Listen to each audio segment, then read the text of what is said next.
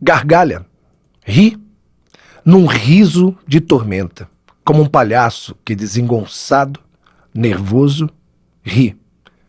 Num riso absurdo, inflado de uma ironia e de uma dor violenta. Da gargalhada atroz, sanguinolenta, agita os guizos e, convulsionado, salta, gavroche, salta clown, varado pelo estertor dessa agonia lenta. Pedem-te bis, e um bis não se despreza. Vamos, retesa os músculos, retesa, nessas macabras piruetas d'áço. E embora caias sobre o chão fremente, afogado em teu sangue estuoso e quente, ri, coração, tristíssimo palhaço. Você ouviu o jornalista Edson Amaral recitando o poema Acrobata da Dor, de João da Cruz e Souza. O Ed é uma das pessoas que lutam para manter a memória do poeta simbolista catarinense viva e para que mais pessoas conheçam essa história. Cruz e Souza nasceu na Desterro de 1861. Filho de ex-escravizados alforriados, teve acesso à educação formal e se tornou o maior poeta simbolista do Brasil, um dos maiores do mundo. Deixou a cidade em que nasceu e foi tentar a vida no Rio de Janeiro. Chegou a ser reconhecido entre seus pares, mas isso não resultou em fama, nem em dinheiro e conforto. Cruz e Souza morreu jovem, aos 36 anos, de tuberculose.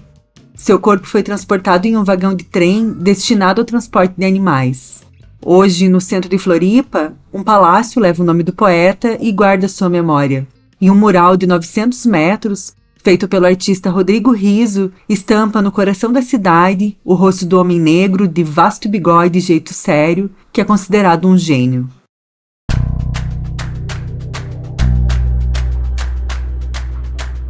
Eu sou a Stephanie Ceola e você está ouvindo o 5º episódio da série especial do Pós-Fácil Podcast sobre literatura catarinense. E eu sou a Carol Passos. Esse projeto foi aprovado pelo programa Acelerando Negócios Digitais, realizado pelo Centro Internacional para Jornalistas, com o apoio da Associação Brasileira de Jornalismo Investigativo, a Abrage e a Meta.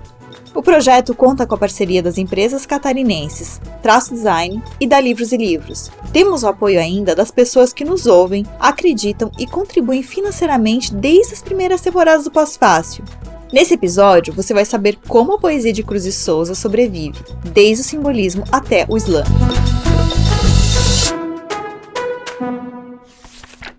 Vai para 60 anos que Cruz e Souza me acompanha.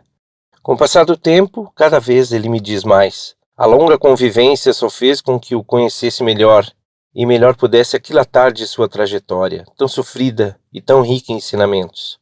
Ainda assim, não obstante as numerosas análises, permanece o enigma de como conseguiu, em condições tão adversas, superar todos os entraves e nos legar uma obra ímpar, que a cada leitura mais se impõe e nos fascina. Não se pode afirmar que Cruz e Souza tenha estado no limbo literário. Também nunca atingiu o reconhecimento que merece. Esse que você ouviu é o jornalista Dorva Rezende lendo um trecho do livro Aproximações, lançado pelo Salim Miguel em 2002. Nesse livro, o Salim escreve sobre a obra de vários outros escritores e dedica muitos textos a analisar o trabalho do Cruz e Souza. O poeta catarinense morreu em 1898 em Minas Gerais. 35 anos depois, o Salim nascia, no Líbano. É curioso pensar como na literatura esses caminhos tão diferentes se cruzaram. Cruz e Souza trouxe para o simbolismo uma contribuição valiosa, valorizando a frase, dando-lhe uma cadência quase negra, de tantã africano. O simbolismo de Cruz e Souza, ainda que diretamente proveniente dos franceses, não se filia ao simbolismo francês. Traz laivos do alemão, mas também não se filia a este, nem a qualquer outro. É de Cruz e Souza, só dele, nasceu e morreu com ele. Ninguém antes ou depois deu uma valorização tão completa ao símbolo. A poesia de Cruz e Souza é dirigida principalmente aos sentidos. Ela nos atordoa, nos abate. O professor de literatura brasileira na Universidade Federal de Santa Catarina, Alckmar Luiz dos Santos, concorda com o que Salim escreveu sobre a qualidade literária de Cruz e Souza. Ele é um poeta excepcional. Todos os sentidos, imagem, ritmo, verso, sugestões e influências. Tinha um talento imenso, e um conhecimento muito grande. Mas não era todo mundo que gostava. O simbolismo tinha uma pegada pessimista, um texto cheio de sugestões, um estilo que deixava os parnasianos, muito preocupados com outro tipo de forma poética, indignados. Vozes veladas, veludosas vozes. Volúpias dos violões, vozes veladas. Vagam nos velhos vórtices velozes dos ventos, vivas, vãs, vulcanizadas. Tudo nas cordas dos violões ecoa, e vibra e se contorce no ar, convulso. Tudo na noite, tudo clama e voa, sob a febril agitação de um pulso. Esse é um trecho do poema Vilões que Choram, um trabalho bastante reconhecido de Cruz e Souza. Tem melancolia e a aliteração, que é a repetição de fonemas consonantais. Para o professor Alkmaar, esse é um bom exemplo da técnica do poeta. Ele tem uma técnica admirável, um conhecimento assim, imenso, quer dizer, alguém que não é essa poesia que a gente encontra 90% dos poemas de hoje, né? Aquela vontade de ser engraçadinho ou de ser melodramático, né? Ele tem uma consciência de ritmo, que é um negócio assim impressionante. Ele tem uma técnica, uma ourivesaria do verso, não no sentido parnasiano, né? No sentido de domínio da linguagem poética. Eu diria assim que Cruz e Souza é o mesmo tipo de situação estranha, misteriosa, que a de Machado de Assis. Tem um livro do Roberto Schwartz, né, que é um mestre na periferia do capitalismo. E a pergunta que ele se faz é: como é que pode ter surgido um gênio como Machado num país periférico, secundário como o Brasil do século XIX, um país atrasadíssimo, né, com a economia ainda semi-feudal, escravocrata? Como é que surgiu um cara desse? Né? A minha pergunta pode ser feita para Cruz e Souza. Como é que pode ter surgido um gênio poético como ele, um talento, uma capacidade imensa de escrever, de domínio da linguagem poética, né? Uma cidadezinha provinciana, pequena, tímida, como era Desterro, né, do século XIX. Não é só na genialidade que o Cruz e Souza e o Machado de Assis se comparam. Aliás, o Salim Miguel sempre se perguntava se por um acaso os dois teriam se encontrado no Rio de Janeiro. A gente não sabe, mas eu gosto de pensar que sim. Voltando às semelhanças, Cruz e Souza e Machado de Assis também foram e são vítimas do racismo.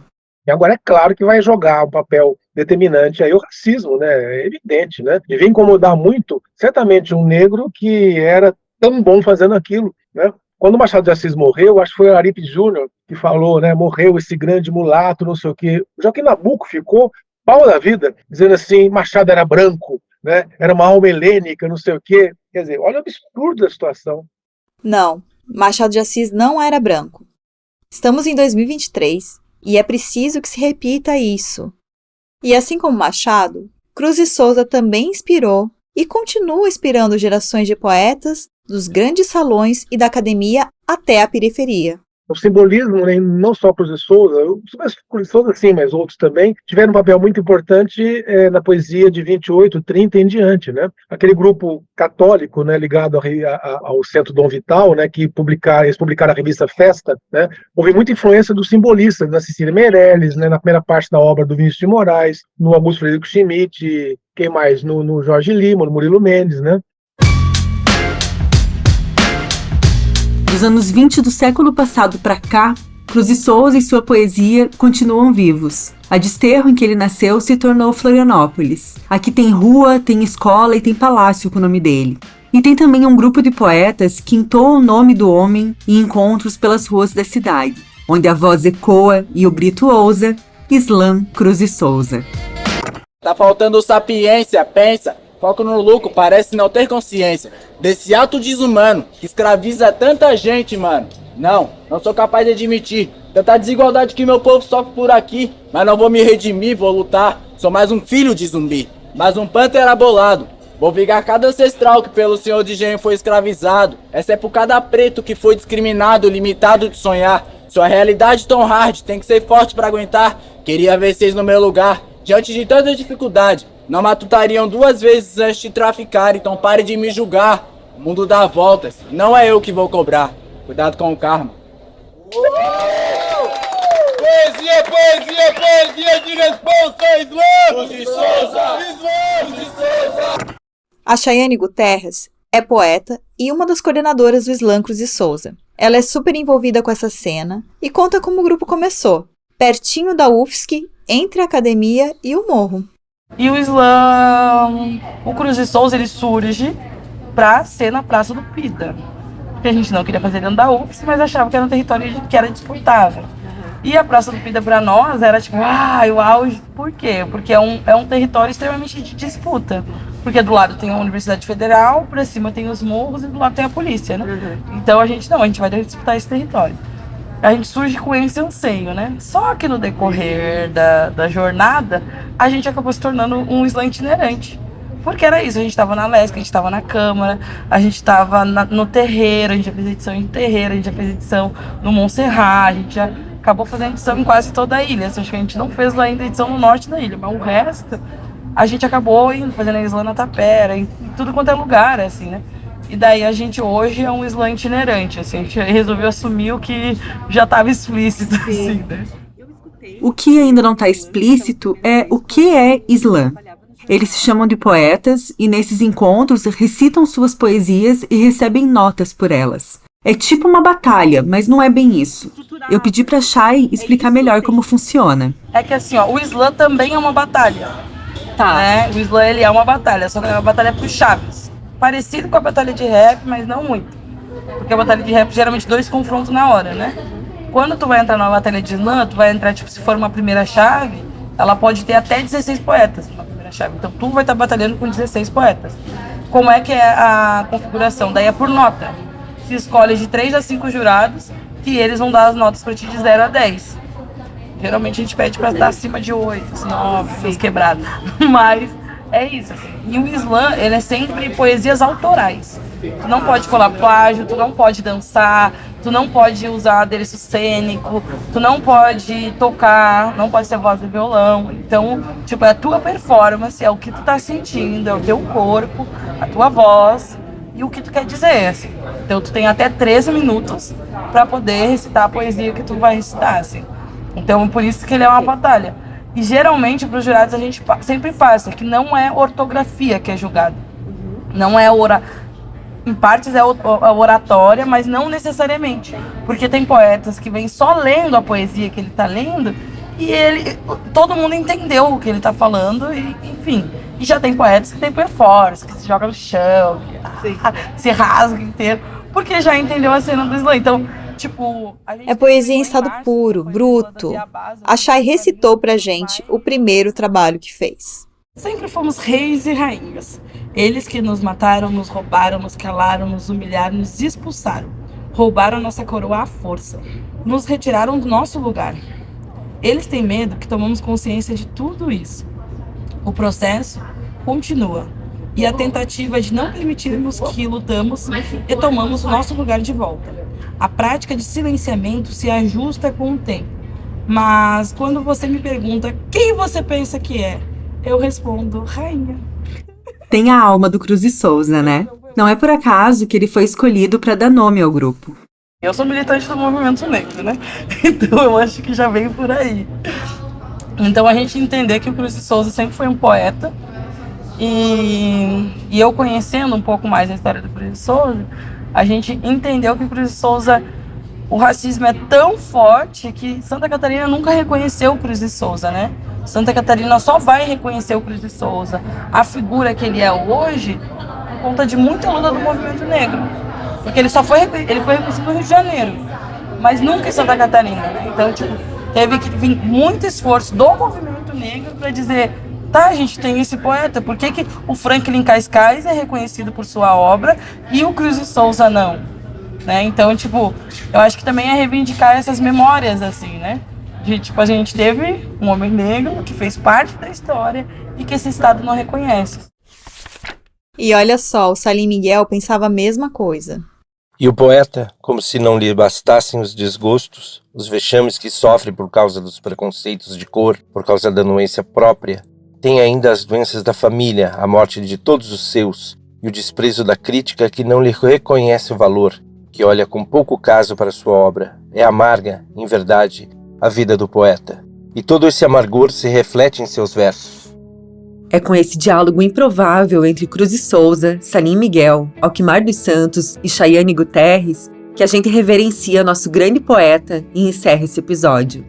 No próximo, vamos falar sobre como a literatura de não ficção também contribui para a criação da identidade literária catarinense.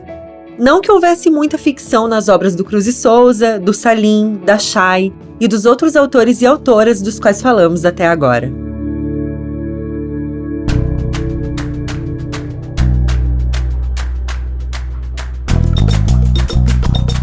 Esse podcast é uma produção de Pós-Fácil Hub de Jornalismo em Áudio. A edição, sonorização e música original são de BZT Studio. A produção, entrevista e roteiros foram feitos por Carol Passos e Stephanie Ciola. Esse episódio usou áudios do Portal Desacato. O projeto gráfico é da Traço Design. Agradecimentos especiais a Edson Amaral e Doro Rezende. Saiba mais em posfacilhub.com.